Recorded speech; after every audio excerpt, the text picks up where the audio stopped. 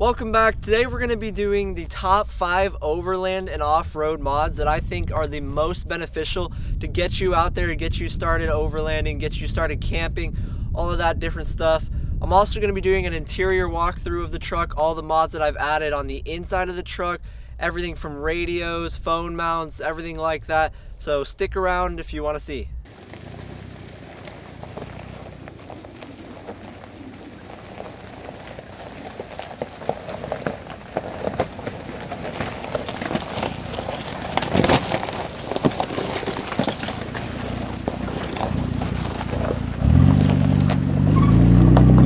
Alright, the first thing we're going to talk about is tires.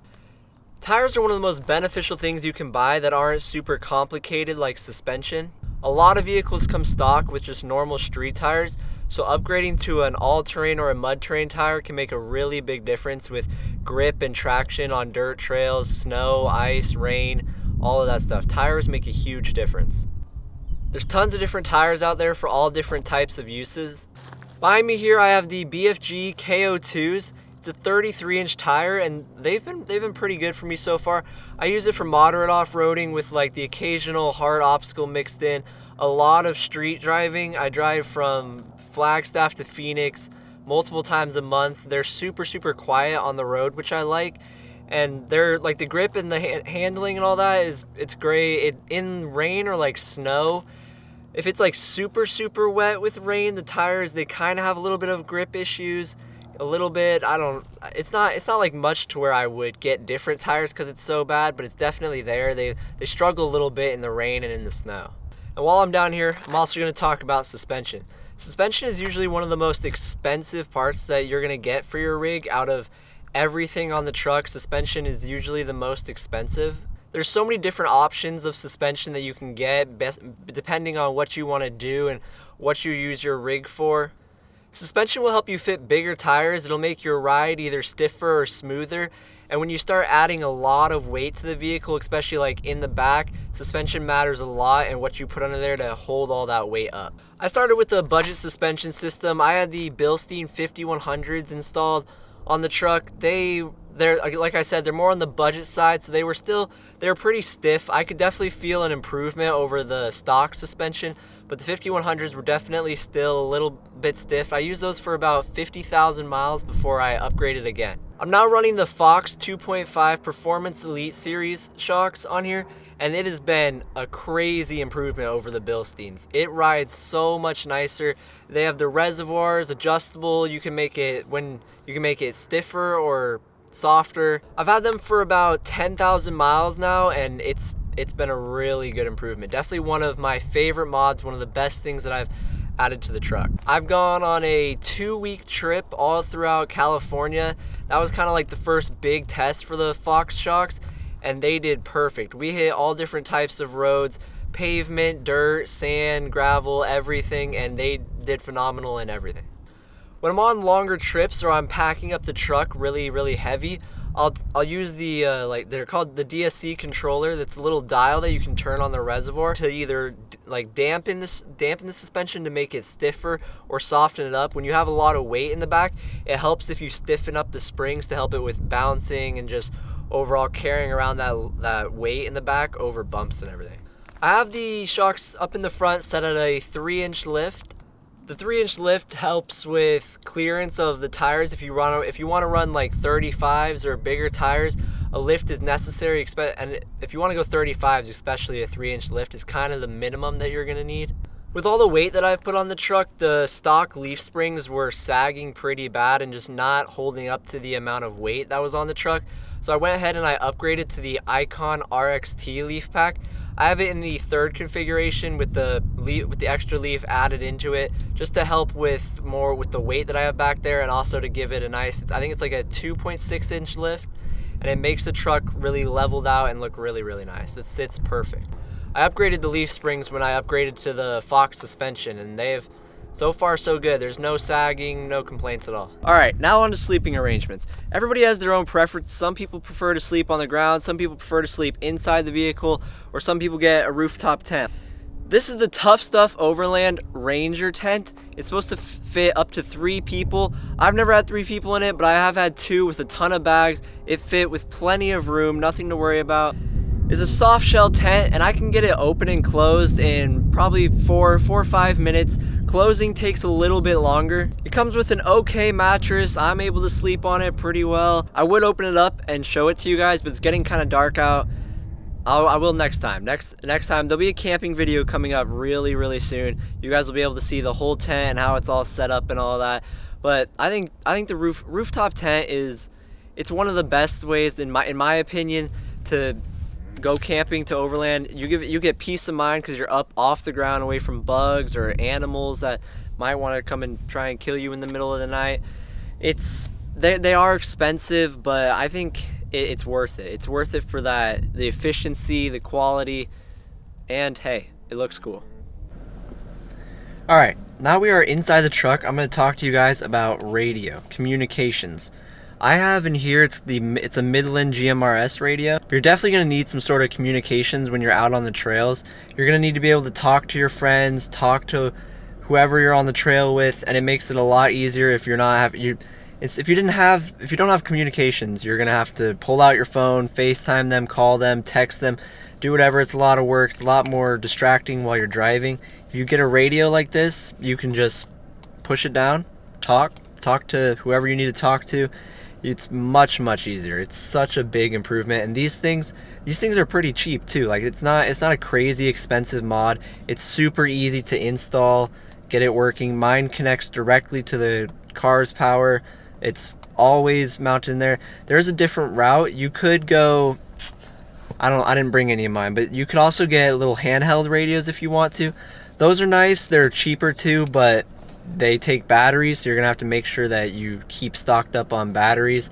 And there's just something about it, and you have to make sure you don't lose them. It's a whole lot more. There's something about just having one built into your truck that it's always there if you need it. It's always ready to go if you need to talk to somebody, talk to anybody. It's perfect. Communications are a big thing. Definitely look into some sort of radio, GMRS, ham, anything like that. Super easy to use, well worth it. My radio is mounted on the mole panel right on the inside of my center console by my feet. It mounts there, wires up completely to the car. I have a little charging cord that plugs into it. Right now I don't have this like mounted anywhere in the vehicle. I am gonna get a mounting solution that'll go onto my 67 Designs mount system that I can just clip this on. It has this little thing in the back. You clip that on and then it can just sit wherever you want on your dash, anywhere that you need it. I had it just stuck to like the side of it with the like standard like sticky mount that comes with the radio. It didn't stay. Going over like dirt and bumps, off-road trails, it was shaking around a lot. It was pretty loud, and then eventually it just ended up falling off. So I'm gonna get a mounting solution for this. I think I'm gonna go something like magnetic, where it just clicks on real quick, clicks off. But yeah, definitely look into getting a radio. One of the most important things that you can get for overlanding or off-roading is your recovery gear, including your winch. You don't want to be in the middle of a trip, driving out onto a beach with 600 PSI on your tires, and then boom, you're stuck. You can't get out. You don't have any straps, you don't have a winch, you don't have shackles, you don't have anything. What you need is a winch. It doesn't have to be one of the super expensive Warren winches or anything like that. All of them pretty much work the same. Some of them, I wouldn't go like too cheap. You know, this is still your recovery gear. You want it to work and you want it to be able to get you out, and you want to be able to rely on it when you truly need it. But you don't need to go and get that $3,000 Warren Evo whatever 12,000 pound winch. That's overkill.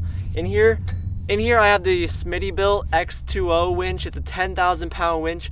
It wasn't super expensive, it wasn't super cheap. It's right around in the middle. I think it's a really good option. I've used it 3 to 4 times and it's gotten the job done every single time, and it's like a peace of mind having it, knowing that you can get yourself out if you get stuck somewhere and that you're not just stranded with nothing to do. You should also look at getting some like straps, like a toe strap, snatch strap, tree hugger. You should get some soft shackles. I have these.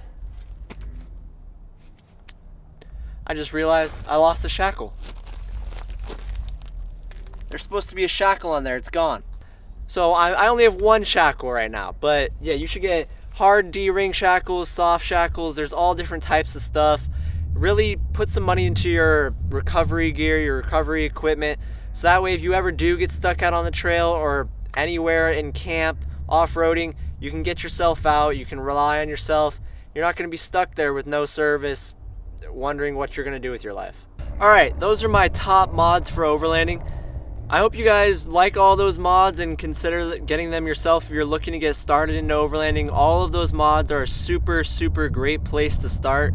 If you want links to anything or have questions about how anything works, pricing, anything like that, just drop a question or anything down in the comments. I will be sure to answer it, drop you guys links, anything that you guys need to start building your own overland vehicle. Alright, now we're going to move on to the interior walkthrough. I'm going to show you everything that I put on the inside of the truck. Every single mod that I put in there. Most of it is just cosmetic stuff. I mean, it's on the inside, but there's a few like switches and stuff, the radio, phone mounts, all that. I'm going to go through all that stuff right now. Alright, welcome to the inside of the truck. I'm going to go through everything that I've added inside here now. I think we'll just start it off. We'll start up front. I added the 67 Designs phone mount and the little, it's called the taco rail. It mounts on top of your dashboard and you can connect a bunch of different arms to it to hold various different things, your phone, Garmin's, iPads, radios, walkie-talkies, all of that. The Garmin I got because I wanted to be able to communicate with my parents or girlfriend or friends or whoever when I'm out on the trail and I don't have any cell service or cell signal. That way I know, like, if something goes wrong, it has the SOS button, it can track, give you the weather, pretty much does everything. It's just like a safeguard to have while you're out on the trails. Also up front, some of the more like cosmetic items that I've added include the door handle covers. It's just basically a black cover that slides onto your door handle because they're originally from the factory, they're chrome. So if you want to get rid of all that chrome that's inside the vehicle everywhere, you can switch those out, make them black. It looks real nice and flush, fits perfectly. I've also replaced all the little chrome accents all around, like the center console, the shift knob, all of the air vent rings. I've switched all those out to cement gray color just to get rid of the chrome. Another part that's just like cosmetic is the steering wheel emblem. Just blacks it out, again, just making it black instead of chrome. I've also added LED lights to the entire interior. From the factory they come with the halogen bulbs, the like orange yellowish ones, not very bright. Switched them out to all LEDs, plenty of light. Flip that on, can't really see it right now, but it gives off a ton of light. And then for all the exterior lights and other various electrical things, the switch panel that I have to control all those is the aux beam. I think it's the 8-gang switch, I think that's what it's called, but it's worked flawlessly. No like issues with wiring or it not working, not turning on. It lights up blue. You can connect it to your phone via Bluetooth and it works. I've had it for I think around 2 years, a little bit over 2 years, and it hasn't had a single problem. Another thing that I've added inside the truck is I switched out the shift knob to a more TRD Pro looking shift knob. The one that comes with factory is just kind of basic, kind of feels weird in your hand, feels kind of cheap. This one feels really nice in your hand. It has red accents on it, it says TRD. Just a quick little cheap upgrade that makes the inside look better. I also changed the start button to red. That is the most important mod in this truck. That red start button means you can go anywhere, do any trail, you can get through anything. Alright, get yourself a red start button. It's really important. I already kind of showed you guys the radio, but that's mounted down in here. It's mounted on some Mahle panels. I got the Mahle panels from Cali Raised Off-Road. They're just the center console Mahle panels. They screw like into the side plastic. They're super secure. I have a ton of stuff mounted on them, knives, medical kits, radio, gloves, flashlight, and it's been perfect, no issues with that. The Mahle panels I think they're a really good mod to get if you're trying to organize better, and they also just like look really cool. Like they add a rugged feel to the inside of the truck. And then last, I added a charging port in the rear. Filming it now, I realized how scuffed up I made the like little plastic piece that when I put the charger in, I completely scuffed the hell out of that like part, but it's in the back, nobody really sees it. I think it's okay. I connected the back USB switch to the, I looped it in with the same wires that there's USB ports inside the little glove compartment, and I just wired them in, looped them in with those so it gets the same exact power. It's been working good. It adds another 2 ports for charging in the back if we're on a long trip or anything. Alright, that's about it for this video. I hope you guys enjoyed. If you have any questions about any of the products that I talked about, anything that I've added to the truck, mods or anything, feel free to ask them down in the comments. If you want links to something, prices, any of that, just ask. I'll be sure to read the comments and provide you guys links or anything else that you might need with questions or anything. Let's see. I know there's definitely going to be camping videos coming up very soon. I want to definitely get out there and do more like overland videos, actually, where we're going out camping, long type trips, stuff like that. Please subscribe to the channel if you want to see all that. It's coming real soon. Like, comment, all that. See you guys in the next one.